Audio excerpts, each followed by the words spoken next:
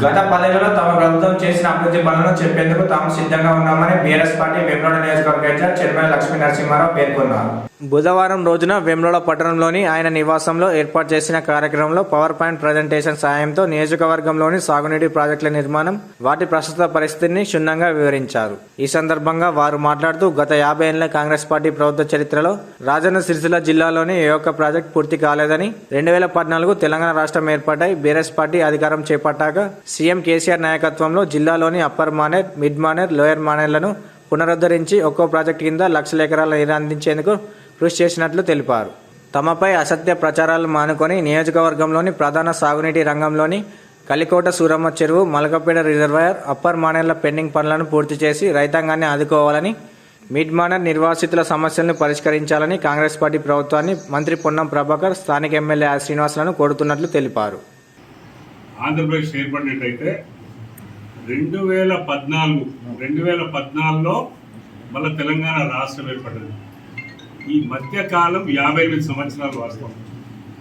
ఈ మధ్యకాలం 58 సంవత్సరాలల్లో 42 సంవత్సరాలు గవర్నమెంట్ కాంగ్రెస్ గవర్నమెంటే ఉండేది. ఒక 16 సంవత్సరాలు తెలుగుదేశం గవర్నమెంట్ ఉండేది.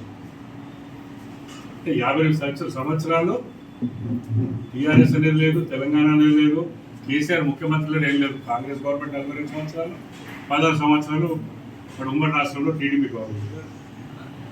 మన ప్రాంతం సిరిసిల్ల ప్రాంతం పాత తాలూకా, మరి మన ప్రాంతంలో ఇవాళ సిరిసిల్ల జిల్లాగా 2016లో పురుడు పోసుకున్న తర్వాత అప్పటి పరిస్థితి ఏంటి, ఇప్పటి పరిస్థితి ఏంటి విశ్లేషించుకోవాలి. ఎందుకంటే ఆ గ్రామ శాసన మూవ్ అంటే బీఆర్ఎస్ 10 ఏళ్లలో చేసిన నష్టం ఇది ఏం చేయలేదని చెప్తాం. బీఆర్ఎస్ పార్టీ ప్రతినిధులుగా మా బాధ్యత మేము నిర్వహించవలసిన కర్తవ్యం అది. మేము 58 సంవత్సరాలల్లా ఏదన్నా ఒక్క ప్రాజెక్టు కట్టిండ్రా అని మీ ద్వారా ఇవాళ కాంగ్రెస్ నాయకులు అందరూ కూడా ప్రశ్నిస్తున్నారు. అప్పర్ మానేర్ అనేది అంతకు ముందు కట్టిందే తప్పితే ఏ ఒక్క ప్రాజెక్ట్ కూడా కట్టలేదు. ఈ జిల్లాలో సుమారుగా 40 కిలోమీటర్ల వాగు, మానేరు వాగు మారుతుంది. 27 కిలోమీటర్ల మూలవాగు మారుతుంది.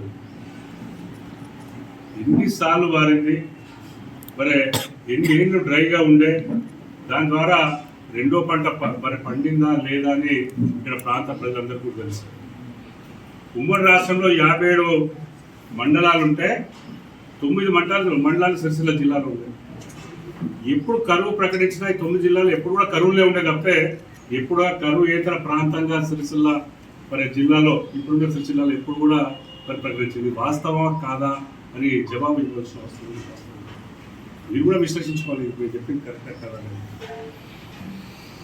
అప్పుడు 57,328 ఎకరాల వరి పంట